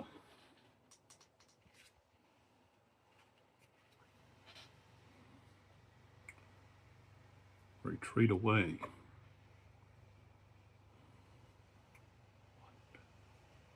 And I have to check the morale. It's a C. Okay, you're okay.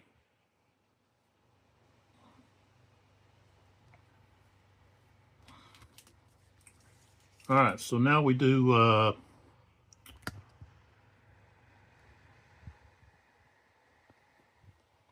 okay, we're going to check the rally phase. Now here's where Broadhead is. He's too far away from this cavalry unit to rally it.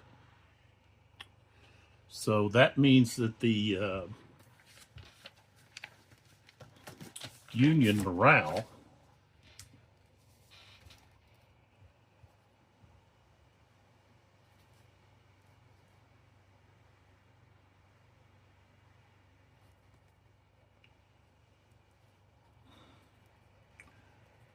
is 30. So it's still above, it's at 30, so they don't have to check morale. Or they don't have to check demoralization.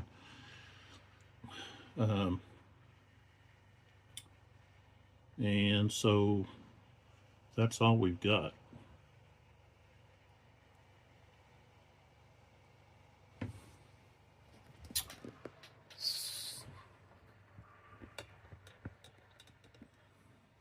So if we look at our casualties and captured, okay, right now, 1, 2, 3, that's 300 killed or wounded, and 300 captured.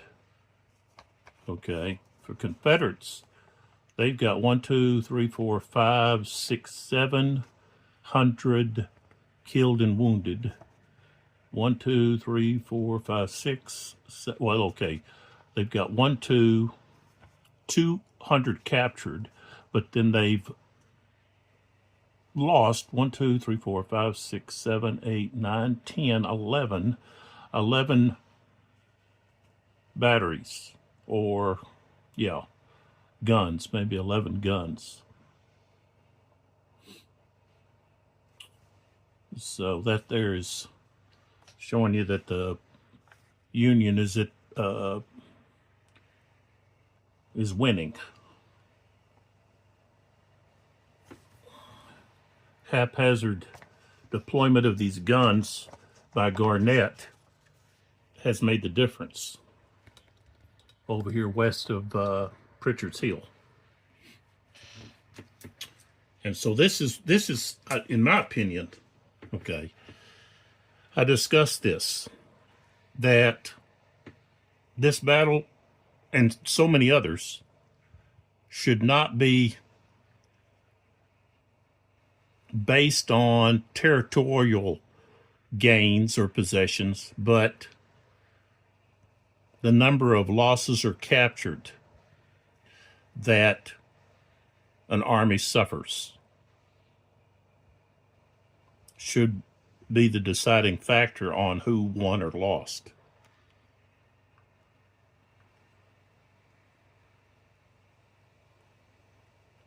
Because it doesn't matter if Jackson gains Pritchard Hill. He's not going to stay there. Now you could argue, well, yeah, but it's going to force the Union to send troops. No, not necessarily. They don't. What importance is Pritchard's Hill? You know, if they can hold Jackson at Pritchard's Hill, where he's not able to push any further north, then they can still send their troops over east.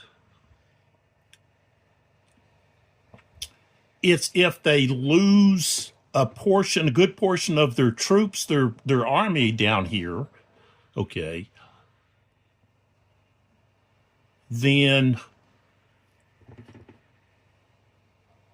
they cannot look the other way concerning Jackson. If he's able to cause enough distress or killed, wounded, captured in this battle, then they have to send more troops over into the Shenandoah.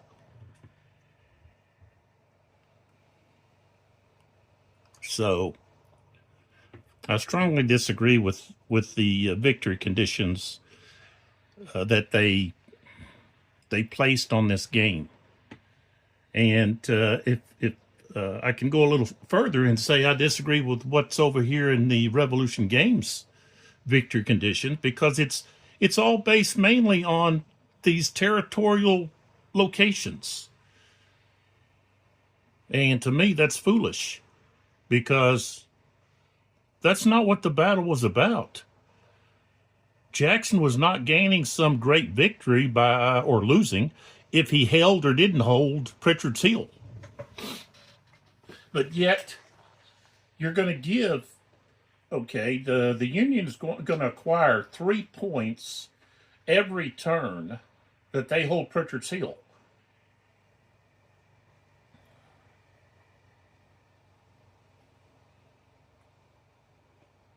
But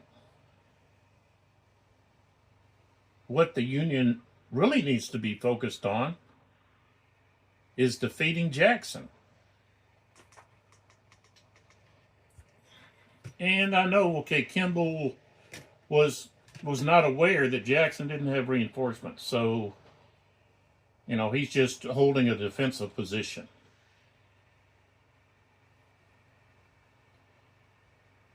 And I can see, okay, maybe you give the Union some victory points for holding Pritchard's Hill, keeping the Confederates from, you know, advancing further north. But it was all about, you know, if you just hold Jackson there, you're going to have to deal with him again. You want to put a hurt on him, then you kill, wound, capture his army. You defeat his army. You don't just hold him where he's at. You want to make him where he's not effective. He's not going to be a threat anymore. And as long as Jackson's there with an army, he still has a division, he's going to be trouble. And guess what? That's exactly what happened. So winning by holding Pritchard's Hill didn't cause Jackson distress whatsoever.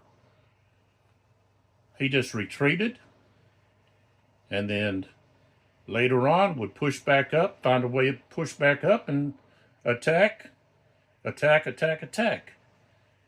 And of course you have his legend status begin with this Shenandoah campaign. And it's because the Union didn't destroy his army. They just checked him. They checked him at Kernstown, and then they paid the price for not destroying his army. And, you know, that's Kimball. Kimball was on the defensive. So, but the Confederates aren't looking to capture territory. They're looking to engage the enemy and fight with them so that they can force that enemy to have more troops come into the Shenandoah, or at least not allow any to leave. And some had already left. And so they were forced to send them back because of this threat that Jackson had in the Shenandoah. So I don't like the victory conditions that deal with the geographic locations, you know, the different hills or whatever. You know, it's all about making your opponent ineffective through killed, wounded, captured, missing. That's what this is about.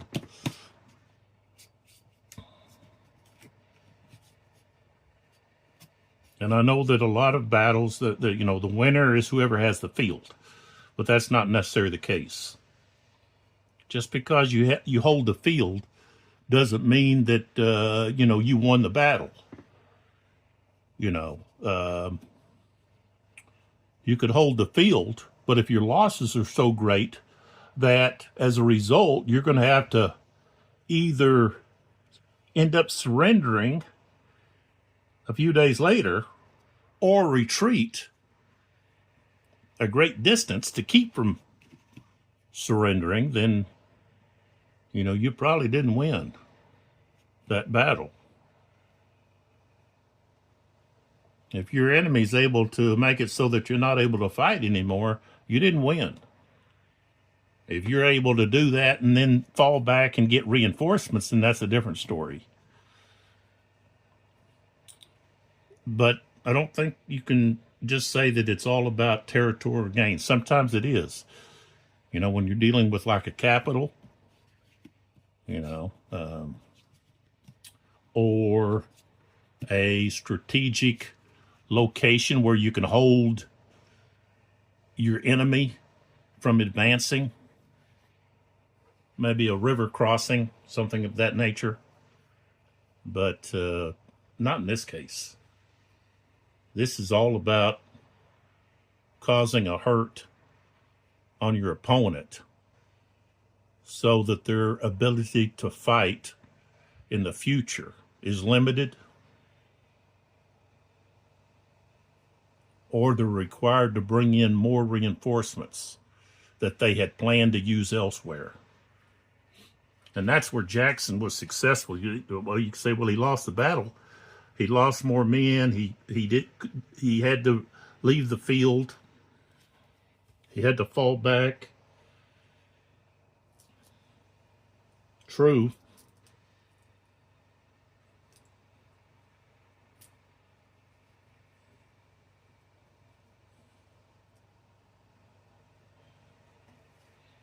But he accomplished what he had set out to accomplish. So, all right, so that's the 1520 turn. We go to the 1540. That'll be the next video. And then we'll jump over to the Revolution Games, Kernstown, and pick up with that 3 o'clock turn. I believe that's where we're at. There's 3 o'clock. And after we finish that hour, then we can kind of compare where the forces are on the map and the losses on each side, and kind of see what it looks like. I think that'll be interesting to do. It's really about comparing how both games handle specific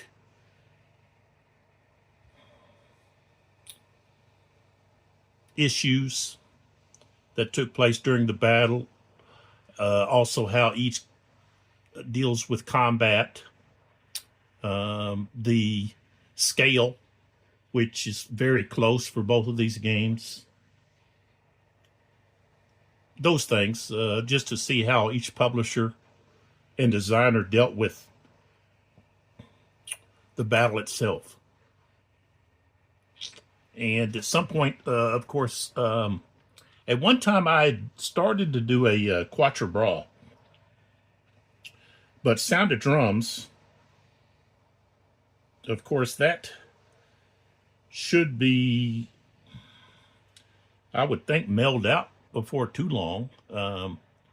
They have given those that pledged access to the Vassal, which I've been tinkering around with. And I want to compare that Quatre Bras with SPI's Ney vs. Wellington.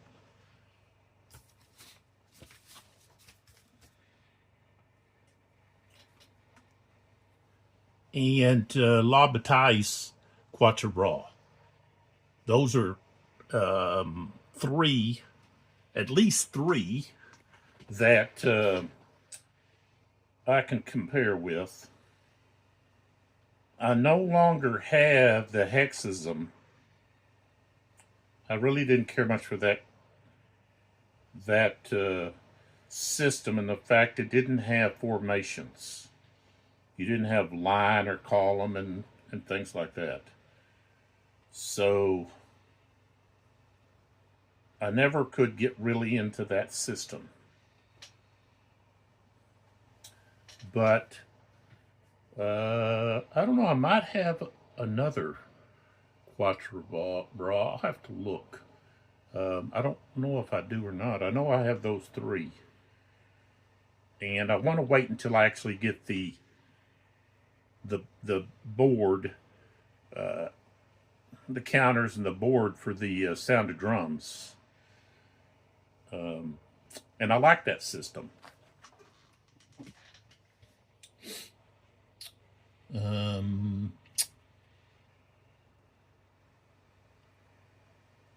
So that'll be I'll be looking at that. Another thing is I've got the Market Garden. I've got several games dealing with Market Garden. I don't have the Holland 44. I've got Hales Highway and then a couple more Market Garden games that I want to compare. And then I've just got, just some different games I want to get to the table and play. So, Pacific War, I don't have the GMT version. I've got the old Victory games.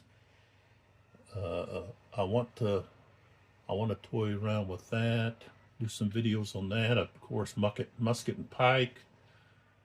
I don't know when that second volume, Musket and Pike, will eventually be out. Atlantic Chase.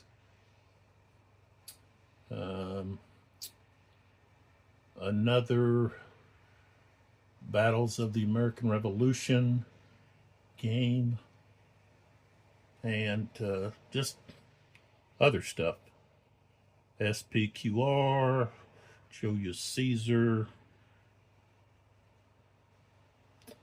the Gamers, Civil War Brigade system. I don't play the battle line system. I play the old brigade system. So, Civil War brigade system. So, that may be of interest to some people, it may not be of others. So,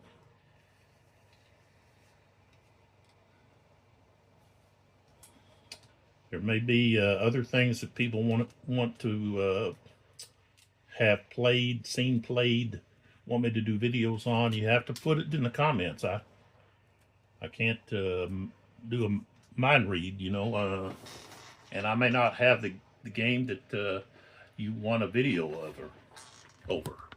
So, but you could at least ask. So, I appreciate your support. Any comments. I really like to have discussions about different things. Maybe you want to discuss one game compared to another game, or one system to another. Some of you, like I asked earlier about great battles of the American Civil War, how you feel about the combat system, the fire combat results, the artillery combat results. You know, give me your opinions about that, specifically concerning with the artillery. In order for units to lose steps or strength, they have to be disordered first. So let me know what you think about that. And the next video, like I said, will be back here with SPI and the 1540 turn.